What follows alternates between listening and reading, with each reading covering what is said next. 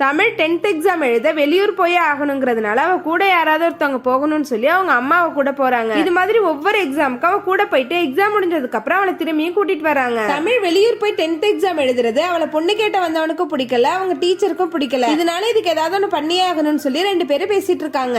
தமிழோட ஃப்ரெண்டுக்கு கல்யாணம் நிச்சயம் பண்ணிருக்காங்கன்னு சொல்லி அவங்களோட அம்மா தமிழோட அம்மா கிட்ட வந்து சொல்லிட்டு இருக்காங்க. யாரு மாப்பிள்ளன்னு சொல்லி கேட்கும்போது அவங்க அக்காவுக்கு கல்யாணம் ஆகி ரொம்ப வருஷமா குழந்தையே இல்லன்றதுனால அவங்க மாமாவுக்கே 2ஆம் தரமா கல்யாணம் பண்ணி கொடுக்கறதா அவங்க சொல்றாங்க. இத பத்தி தமிழோட ஃப்ரெண்ட் வந்து தமிழ் கிட்ட சொல்லி ஃபீல் பண்ணிக்கிட்டு இருக்கா. நானும் வயசுக்கு வராம இருந்திருந்தா உன்ன மாதிரி ஸ்கூல் போயிருக்கலாம், எனக்கும் படிக்கிறதுக்கு ரொம்ப ஆசை அப்படின்னு சொல்லிட்டு இருக்கா. தமிழோட அப்பாக்கு ஆக்சிடென்ட் ஆயிடுது. அவங்க அம்மா அழுதுகிட்டே போய் தமிழ் கிட்ட சொல்றாங்க, இதெல்லாம் அயலியோட கோபத்தினாலதான் நடந்திருக்கு, நான் அடுத்த மாசம் நீ வயசுக்கு வந்ததை ஊருக்கே சொல்ல போறேன் அப்படின்னு சொல்றாங்க. அதுக்கு தமிழ் நான் செத்ததுக்கு அப்புறம் எல்லாருக்கும் சொல்ல அப்படின்னு சொல்றேன். இதனால 2 பேருக்கும் சண்டை ஆயிடுது. தமிழோட அப்பாவோ அவங்க அம்மா கிட்ட நம்ம பொண்ணுக்கு ஏதோ ஒரு குறை இருக்கு, ஹாஸ்பிட்டலுக்கு வேணா கூட்டிட்டு போய் காமிப்போமா அப்படின்னு சொல்லி ஃபீல் பண்ணி அழுதுகிட்டு இருக்காரு. அதே டைம்ல தமிழோட ஃப்ரெண்டு ஒரு பொண்ணுக்கு ஒரு குடிகாரனை கல்யாணம் பண்ணி வச்சிருப்பாங்க. இப்ப அவன் இறந்து போக இப்ப அந்த பொண்ணு என்ன பண்றதுனே தெரியாம கையில 2 பிள்ளையோட உட்கார்ந்துருக்கா.